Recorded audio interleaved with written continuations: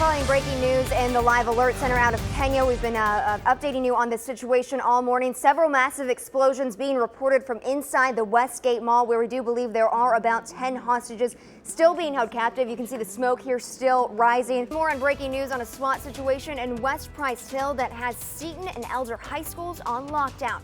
We've got a live look at the scene for you right now. There it is. We have since learned the man being sought after is a murder suspect. 9 on Your Side is working right now to gather more information. If your son is going to LaSalle High School next year, he'll have to undergo mandatory drug testing. Alzheimer's disease now affects almost 1 in 9 Americans over the age of 65.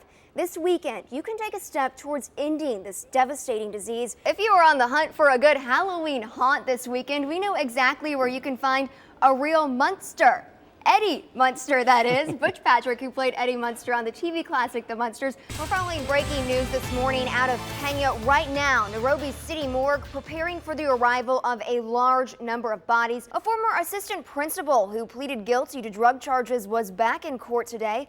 Douglas Kennedy used to work at Sycamore Junior High School. The photo is unforgettable. A local Army Ranger wounded in Afghanistan surprised everyone who thought he was unconscious during his Purple Heart ceremony. A popular late-night restaurant for UC students was just robbed at gunpoint. Now, this happened just over an hour ago at the newly opened Waffle House here at U Square at the Loop. Former President William Howard Taft struggled with his weight, and now new details are emerging about how he tried to curb it.